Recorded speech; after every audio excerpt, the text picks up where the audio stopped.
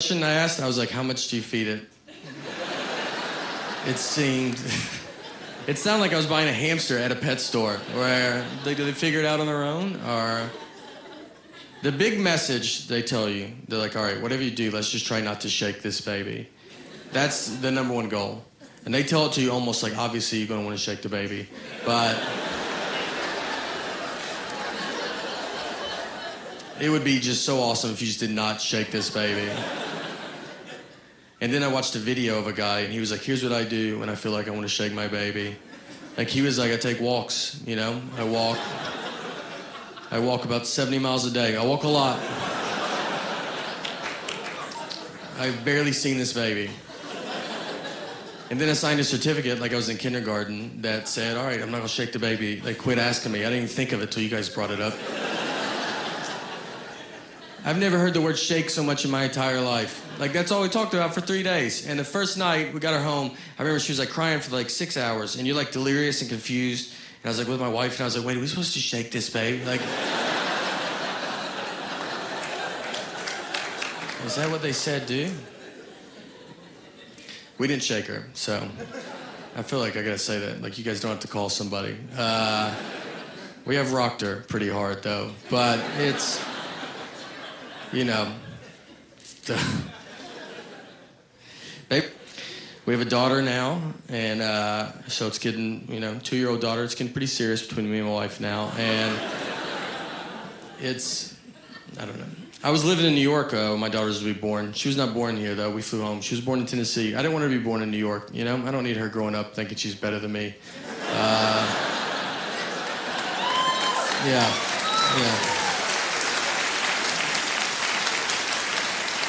I was like, you start where we start, all right? No one gets a leg up in this family. It was wild. I remember like on the way to the hospital, I was like telling my wife, I was like, look, I don't want to see anything, all right? It's going to be gross. I wished it was like the 50s when they didn't even let men in the hospital. But it's not. Now doctors are like, do you want to deliver the baby? Why don't you do most of it? They just pull the baby out, and they're like, here, cut the umbilical cord. They just tell you to do it real fast. I didn't take a class. They just act like I'm the guy that cuts umbilical cords at the hospital. I almost cut the wrong part. Like, I don't know what it is. And they're like, that's not right. I was like, well, why don't you do it? You did go to doctor school for this. Why am I doing minor surgery right now? I mean, is it cheaper? If it's not cheaper, I don't want to do it, all right? And then they just hand you your baby, and they're like, all right, I'll see it. Like, doctors are so unimpressed with birth. And they're like, good luck. And then I remember the first question, we have to get a lot of shots, like a ton of shots. It's very nerve-wracking to take a baby to get a shot, because they don't know what's going on. Like, you just take them into a room, they're like, man, this day's going unbelievable. What could go wrong? I don't think anything could go wrong. And you have no way of telling them, like, it's about to all go wrong. You can't even imagine how wrong it's about to get. So she gets the shot, and we go to console her, ready for her to cry. She does not cry. She was just fine with the shot. Like, everything was okay. And I'm like, my wife is like, like sitting there, she's like, wow, this is a sign of like bravery. It shows that she's going to be a powerful woman one day. And I was like, yes, it also could show she's going to be a psycho. Who doesn't cry when you get a shot? She doesn't even know what it is, and she's fine with it. I cry, and I know what it is. And I don't know if she's going to be crazy. I hope not. We're not going to know for a while. You can't tell right now. We're not off to a good start, but we can't. Maybe she'll turn it around. It's going to be like 18 years, like when she's 18. Like, or, I'm going to be sitting there either at her graduation in high school, just be going, look, we love you so much. We're so proud of you. Or I will be on the front yard on the news going, we love you so much, but turn yourself in right now. Do the right thing. She throws fits. Our first kid, I don't know if we had a kid too late in life. Sometimes I wonder. Like, I'm 35. I was 33 when she was born. And like, because you ever ask someone that has kids, you're like, when's the best time of your life? They will say before they have kids or after their kids move out. There's like 20 years they don't mention, and that's when kids are in their house. So by the time my daughter moves out, I'll be 53. I'll be dead within hours. So I've just pushed it too far, you know? Like, I should have done it earlier. Like, I watched that show, Teen Mom, and I was like, man, those girls are nailing it. Like, that's what... Just get it over with, you know? No one likes junior high or high school anyway, so just throw a kid in the mix. Wrap it all up. If I had my daughter at 13, she'd been moved out right now. Right now, she'd already be gone.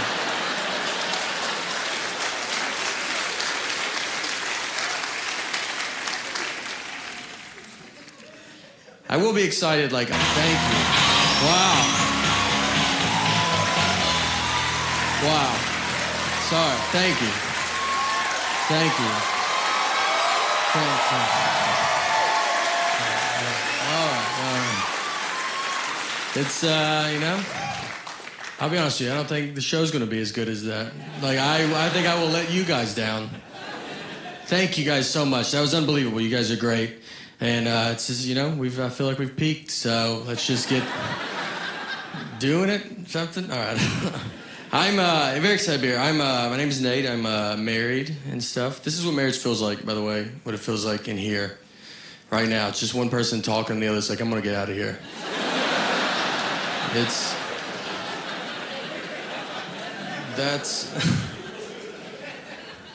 I'm from Nashville, and me and my wife, we were in Nashville last summer, and we went out on the lake with some of our friends, and we were like floating around the water, and there's a guy in a boat like right next to us, and my wife was like, oh, that's my ex-boyfriend in that boat. Now, I didn't know who he was, so she didn't have to say that at all, you know? She was just basically like, you having fun? Because I like to put a stop to that. And make you stare at this guy the rest of the day. So I'm like staring at him, and then I look at my wife, and she's staring at him, and I feel like she's staring at him to see what her life would be like if she didn't marry me. So I started staring at him because I was like, I'm gonna see what my life would be like if I didn't marry her, you know? And we were putting so much pressure on this guy, and we stared at him for a while. He did nothing exciting at all, and you know, we looked back at each other and just realized, you know what? We don't have a boat. That's the only difference. My friends were like, you should have went and tried to fight him. Why didn't you go fight him? And I was like, well, I would have had to swim over to that fight. So I don't know how intimidating that is for a guy to see a head in a life jacket floating his way. And then I gotta get in the boat, you know? Like, have you ever tried to climb into a boat from water?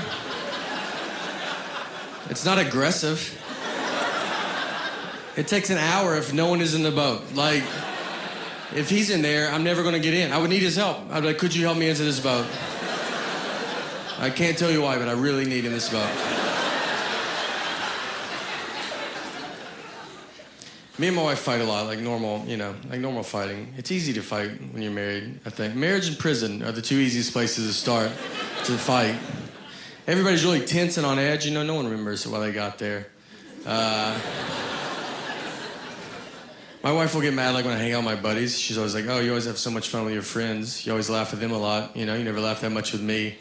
It's like, yeah, I hang out with professional comedians.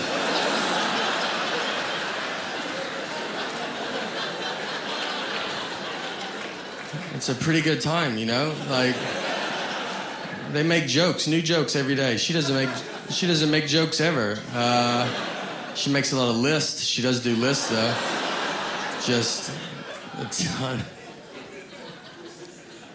She's in charge. She runs everything because she knows everything. Like, I don't know any stuff. Like, I don't know how much money we have. Like, could not even ballpark it. I don't even know where it's at. And I don't even know how to get it if I had to get it.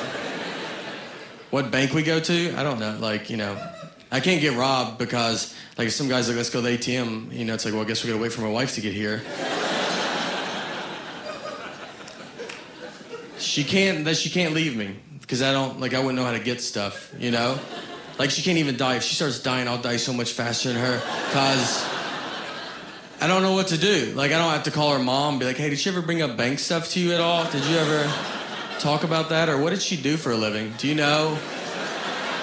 Yeah. What was her deal? My job is like, you know, like you gotta protect, I guess, the house, I guess. I don't know. if someone comes in. I don't have a gun to protect us. I have a pocket knife. That's what I have next to the bed. Like, that could do nothing. I could hope to aggravate him at best, you know? Like, I'd cut him, he would just rip my shirt, and he would kill both of us. That's best case scenario with the pocket. I don't know how to use this knife in the middle of the day, much less I'm gonna wake up out of a dead sleep and have some kind of knife skill I've never had before. So what we do is we sleep strategically in our bed to, like, prepare for an attack. You know? Like, I'm here, like, she's here. She's, like, closest to the door, but it's, you know, she doesn't even know there's a strategy. So it just...